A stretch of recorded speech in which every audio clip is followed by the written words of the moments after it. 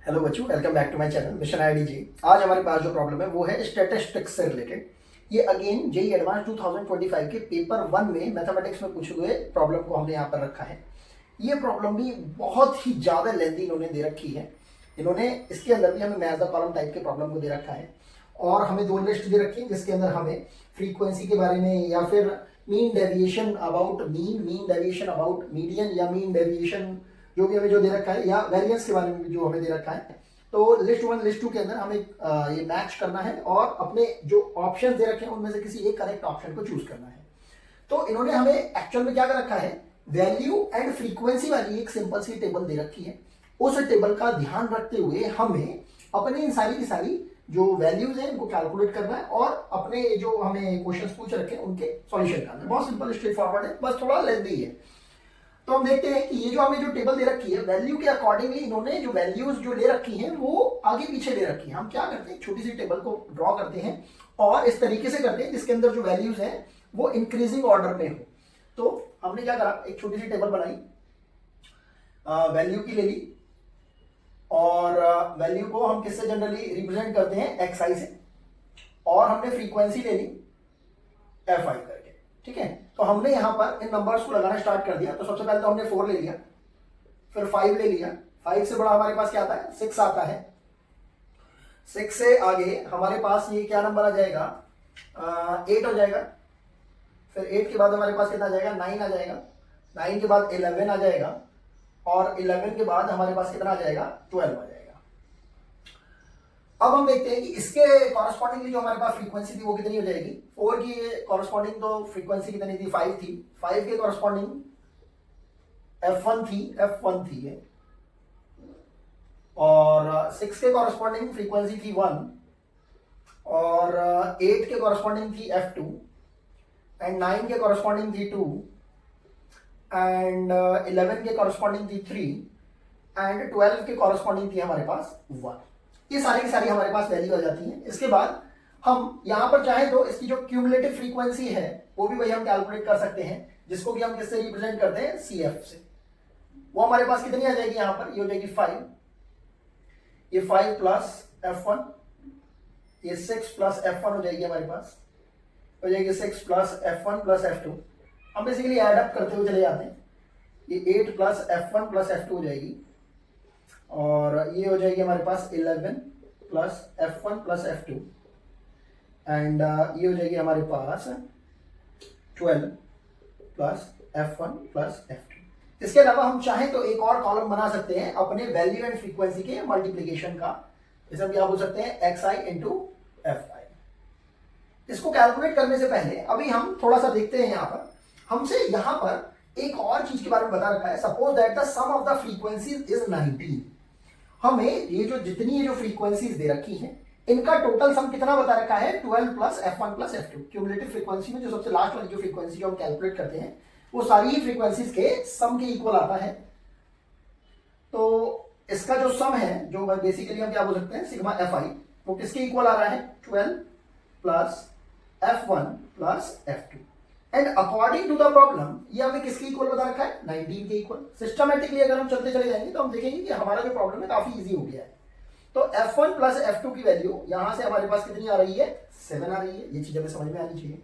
उसके अलावा इन्होंने एक और चीज बता रखी है, median of this frequency distribution is 6।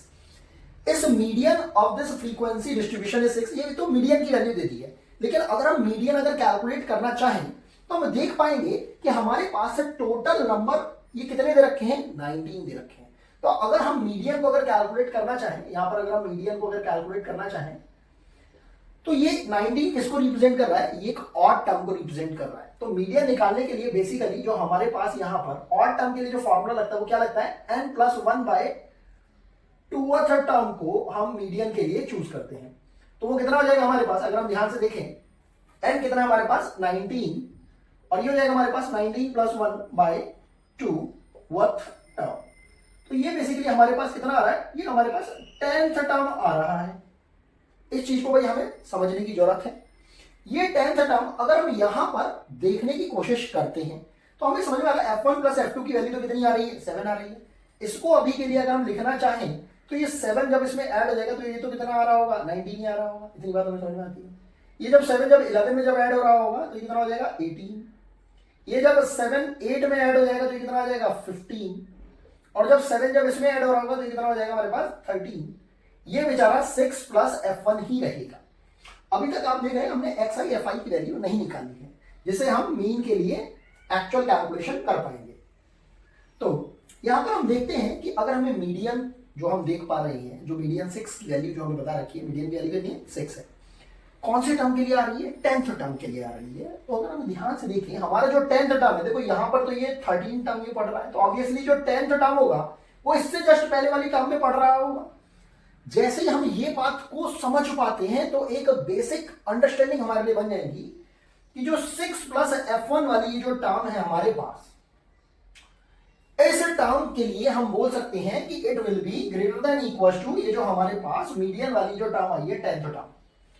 इस चीज को समझ सकते हैं। तो और क्योंकि इससे जस्ट आगे वाली तो 13 है, तो हमें f1 कैलकुलेट करने के लिए यहां पर एक बहुत अच्छी इक्वेशन मिल जाती है। अगर हम इक्वल टू साइन को ले लेते हैं तो यहां से f1 की वैल्यू हमारे पास कितनी आ जाएगी 4 आ जाएगी। और जैसे ही f1 की वैल्यू 4 आ जाएगी तो हमारे पास f2 की वैल्यू इस इक्वेशन की वजह से कितनी आ जाएगी 3 आ जाएगी। जैसे ही हमारे पास f1 और f2 की वैल्यू आ जाएगी, हम अपने इस मल्टीप्लीकेशन को xi इंटू fi को बहुत इजीली कैलकुलेट कर पाएंगे। f1 को अगर आपने 4 लिख दिया और f2 को अगर आपने 3 लिख दिया तो यहां से हमारी कैलकुलेशन बहुत इजी हो जाएगी। देखेंगे ये वैल्यू हो गया हमारे पास है 20, ये भी हमारे पास कितना हो गया 20, ये हमारे पास हो गया 6, ये हो गया हमारे पास 24, ये हो जाएगा हमारे पास 18, और ये हो जाएगा हमारे पास 33, और ये हो जाएगा हमारे पास 12। अगर हम इन सबको अगर एडअप करते हैं तो कितना हो जाएगा 46 प्लस 24 70 प्लस 30 मतलब 133 हमारे पास ये वैल्यू आ रही है किसकी, सिग्मा xi fi की। ये 133 भाई हमारे पास वैल्यू आ चुकी है। तो अगर हमें मीन निकालना होगा तो भाई हम मीन निकाल लेंगे। अब ये हमने यहां पर कैलकुलेशन कर लिया है। अगर हम अपने लिस्ट 1 में सबसे पहले वाले प्रॉब्लम पर आते हैं, 7f1 प्लस 9f2 की वैल्यू अगर हमें निकालनी हो तो हम देखते हैं 7 टाइम्स ऑफ f1 ये हमारे पास 4 हो जाएगा, प्लस 9 टाइम्स ऑफ f2 ये 3 हो जाएगा। हम देख पा रहे हैं इसकी वैल्यू हो जाएगी 28, और ये कितनी हो जाएगी 27, ये कितनी आ रही है 55 आ रही है हमारे पास वैल्यू। तो यहां से एक बात समझ में आ रही है यार, p की वैल्यू 5 आ रही है, और p की वैल्यू 5 हम देख रहे हैं कि इन चार ऑप्शन में से केवल केवल फर्स्ट, सेकंड और थर्ड ऑप्शन में आ रही है। तो हम देख पा रहे हैं भाई ये फोर्थ ऑप्शन तो पहले ही हमारी इस रेस से बाहर हो जाएगा। पहला ऑप्शन भाई हमारा क्लियर हो गया है, इसको हमने 55 से मिला दिया, चाहे नहीं भी मिलाओ कहीं कोई दिक्कत नहीं है। अब बात करते हैं 19 अल्फा की। अब अगर अल्फा के बारे में देखते हैं तो अल्फा के लिए इन्होंने क्या बोल रखा है, alpha denote the mean deviation about the mean. इसको अगर हम कैलकुलेट करना चाहें तो सबसे पहले तो भैया हमें मीन ही निकालना पड़ेगा। तो मीन को निकालने का बहुत सिंपल सा तरीका है, अगर आप बोल दो यहां पर बोल दो मीन निकालना है भैया, मीन को हम जनरली किससे रिप्रेजेंट करते हैं, एक्स बार से हम रिप्रेजेंट करते हैं। तो ये हमारे पास कितना हो जाएगा, X bar equal to sigma of X I F I upon sigma F I बोल सकते हैं। तो यहां पर ये कितनी वैल्यू हमारे पास 133 आ गई, ये तो आई है भैया हमने कैलकुलेट करी है। और हम जानते हैं सिग्मा एफ आई मतलब टोटल ये जो हमारे पास फ्रीक्वेंसीज का सम आ रहा था वो कितना आता है 19। अगर हम 19 से 133 को अगर डिवाइड करेंगे तो हम जानते हैं कितने टाइम जाएगा, ये 7 टाइम इसको एग्जैक्टली डिवाइड कर देता है। अगर हमें यहां पर mean deviation about the mean अगर कैलकुलेट करना है वो भी कितना 19 टाइम, तो बहुत सिंपल सा तरीका है, हम इसमें फॉर्मूला लगा सकते हैं अल्फा का ही, मतलब mean deviation about the mean. ये अगर हम कैलकुलेट करना चाहते हैं जिसको कि हम किससे बुला रहे हैं अल्फा से, तो उसका डायरेक्ट फॉर्मूला होता है हमारे पास sigma of F I modulus of X I minus, क्योंकि हम मीन के अबाउट निकाल रहे हैं तो अब हमें यहां पर क्या लेना पड़ेगा, मीन ही लेना पड़ेगा। तो हमने एक्स बार ले लिया है जो कि हमने यहां पर रिप्रेजेंट करा, चाहे ऐसा कैपिटल एक्स ले लो चाहे स्मॉल एक्स ले लो, कहीं कोई फर्क नहीं पड़ रहा। और डिवाइडेड बाय सिग्मा ऑफ हमें क्या लेना पड़ेगा एफ आई। बस अब हमें इसको बस कैलकुलेट करना है। तो हम देख रहे हैं कि हमारे पास एफ आई यहां पर दे रखा है और modulus of X I minus X bar ये भाई हम निकाल नहीं सकते क्योंकि 7 है। हम ये कैलकुलेट करना स्टार्ट कर देते हैं, पहले वाले टर्म से कैलकुलेट करना स्टार्ट करते हैं। तो 5 टाइम्स ऑफ एक्स आई, इसके कॉरेस्पॉन्डिंगली जो एक्स आई है वो कितना है 4 है, और एक्स बार हमारे पास कितना है 7 है। तो 4 माइनस 7 हमारे पास कितना आ जाएगा, 3 आ जाएगा। आपके मन में आ रहा होगा कि माइनस आ रहा होगा, लेकिन क्योंकि हमने क्या लगा रखा, मॉडुलस लगा रखा है, इसलिए क्या हो जाएगा, ये प्लस हो जाएगा।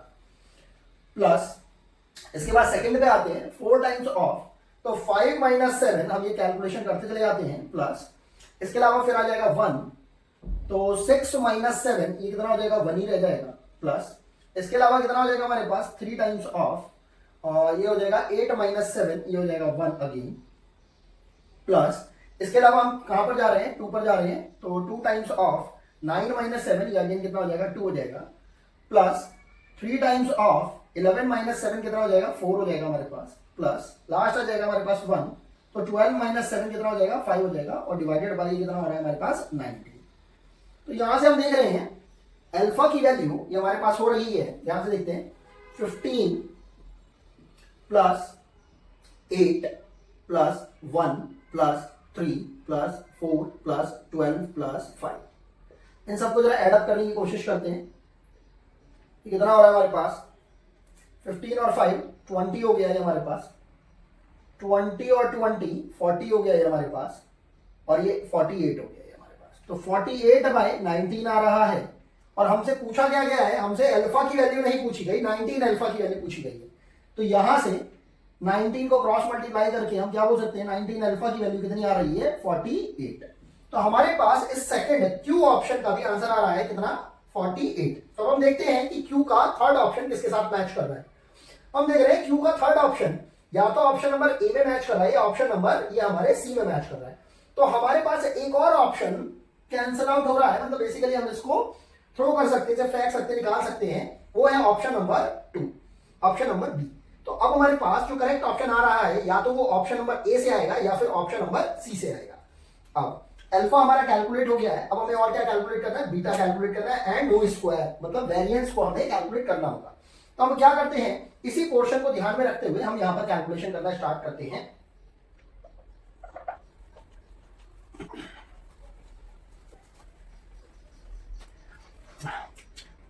तो अब हम क्या कैलकुलेट कर रहे हैं, beta.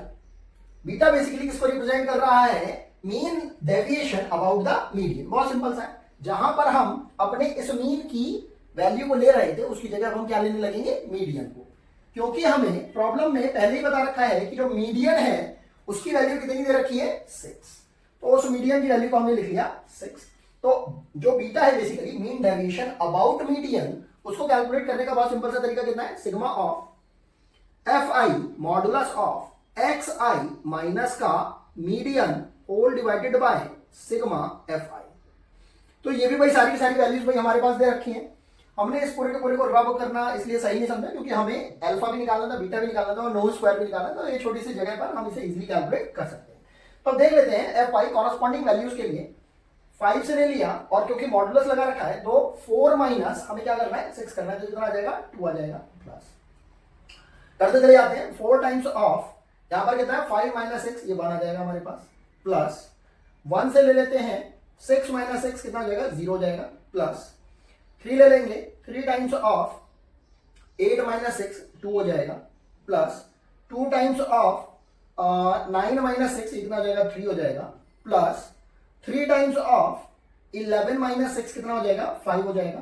Plus and 1 times of 12 minus 6 हो जाएगा, ये कितना हो जाएगा, 6, और होल डिवाइडेड बाय कितना हो रहा है भाई हमारे पास, 19 हो रहा है। थोड़ा सिंप्लीफाई कर लेंगे, ये हो जाएगा बीटा इक्वल्स टू, देखते हैं, ये हो जाएगा 10 प्लस 4 प्लस, ये तो भाई बेचारा 0 ही हो गया, 6 प्लस 6 प्लस 15 प्लस का 6 एंड होल डिवाइडेड बाय कितना आ रहा है भाई, ये 19 आ रहा है।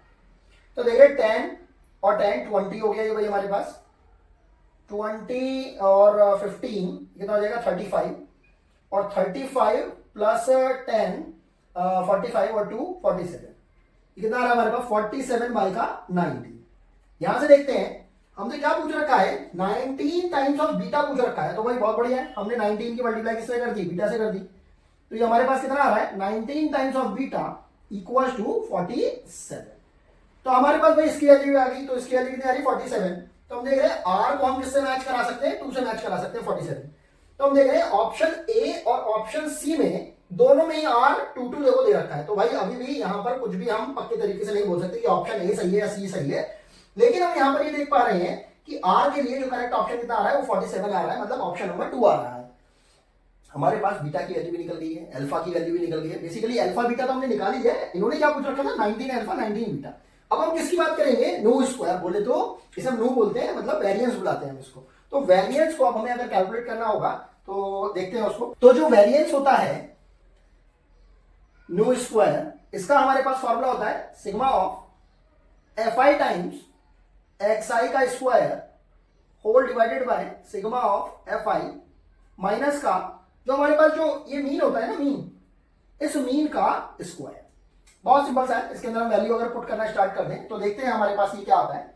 एफ आई है हमारे पास, देखो ये है 5 इंटू एक्स आई स्क्वायर, मतलब इसके कॉरस्पॉन्डिंग जो भी रहेगा उसको लिखते चले जाते हैं 16 प्लस सेकेंड रहेगा हमारे पास 4 टाइम्स ऑफ 5 का स्क्वायर मतलब 25 plus 1 times of 36 plus 3 times of 64 plus twice time of 81 plus thrice time of 121 plus 21 हो गया, हाँ, 1 टाइम्स ऑफ 12 का स्क्वायर कितना होता है 144।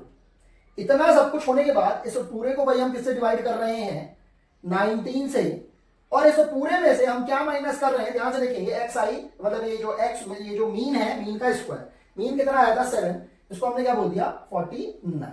यहां से देखते हैं हमसे जो पूछा गया था वो 19 नो स्क्वायर बोले तो 19 टाइम्स ऑफ वेरिएंस पूछ रखा था। तो अगर हम इस पूरी की पूरी इक्वेशन में अगर 19 से अगर मल्टीप्लाई कर देंगे तो ये हमारे पास हो जाएगा 19 times of no square equal to, जब हम इसमें जब मल्टीप्लाई करेंगे तो इस पूरे के पूरे की जो वैल्यू आ रही होगी वो वैल्यू इंटू 19 जब करेंगे तो 19 से 19 के कैंसिल आउट हो जाएगा, तो बचेगी केवल और केवल ये क्वांटिटी। इस क्वांटिटी को अभी के लिए एज इट इज छोड़ देते हैं, माइनस ये 49 टाइम्स ऑफ 19 हो जाएगा। बिल्कुल क्लियर कट भाई, यहाँ पे हमें समझ में आ रहा है। अगर हम इस पूरे के पूरे को अगर एड अप करना चाहें तो थोड़ा जल्दी जल्दी भाई हम इसे एड अप करने की कोशिश करते हैं, यहाँ पे करने की कोशिश करते हैं। ये हमारा चलेगा 80 100 36 192 262 144, ये रहेगा हमारे पास 10 10 10 25 25 और 10 तो ये कितनी वैल्यू आ रही है हमारे पास 1077। इसको और सॉल्व करना है बस हमें, इसको और सॉल्व कर लेते हैं, यहां पर कर लेते हैं। 49 को भाई हम बोल सकते हैं कितना 50 माइनस 1, और 19 को बोल सकते हैं भाई हम 20 माइनस 1, कितना आ रहा है 1000 माइनस 50 माइनस 20 एंड प्लस का 1। तो ध्यान से देखते हैं, जब हम यहाँ पे लिख लेते हैं तो 1077 में से जब 1000 जब उड़ जाएगा और 1 भी उड़ जाएगा तो कितना बच रहा है 76, और वो माइनस लगा हुआ है तो प्लस का 70 हो जाएगा, तो कितना आ रहा है 146 आ रही है हमारे पास। तो इसकी वैल्यू भाई हमारे पास 146 है। हाँ देखो हमारे पास की वैल्यू क्या आ रही है 1 आ रही है, तो हम ध्यान से देख पा रहे हैं एस के लिए हमारे पास वैल्यू कितनी आ रही है 146। तो फोर्थ ऑप्शन में तो भाई 4 आ रहा है, ये सॉरी एस के लिए तो हमारे पास क्या आ रहा है 4 आ रहा है। जब हम थर्ड ऑप्शन को देखते हैं तो यहां पर ये हमारे पास करेक्ट ऑप्शन सी ऑप्शन आ पा रहा है, जिसमें एस क्या दे रखा है हमारे लिए फर्स्ट ऑप्शन 146। यही हमारा रिक्वायर्ड आंसर हो जाएगा, यही हमारा करेक्ट आंसर है। हम देखते हैं इस पर्टिकुलर प्रॉब्लम के अंदर कि वैसे तो इसके अंदर सब चीज डायरेक्ट फॉरवर्ड है, सब चीज बहुत इजी तरीके से हम इसको सॉल्व कर पा रहे हैं, लेकिन थोड़ा लेंदी हो पा रहा है। और लेंदी प्रॉब्लम्स को डील करने का सबसे अच्छा तरीका केवल एक यही है कि आप खूब प्रैक्टिस करें प्रॉब्लम्स की, जिससे कि आप प्रॉब्लम को देखकर बिल्कुल भी घबराएं ना, परेशान ना हों, और आपको जो आइडिया जो आपके माइंड में घूम रहे हैं वो पेपर पे जल्दी से जल्दी निकल के आ पाए। आई होप आपको ये प्रॉब्लम समझ में आई होगी। मिलते हैं आपसे नेक्स्ट वीडियो के अंदर कुछ ऐसी ही प्रॉब्लम्स के साथ 2024-5 के फर्स्ट पेपर की एडवांस की प्रॉब्लम्स के साथ। अभी के लिए सिर्फ इतना ही। Thanks for watching.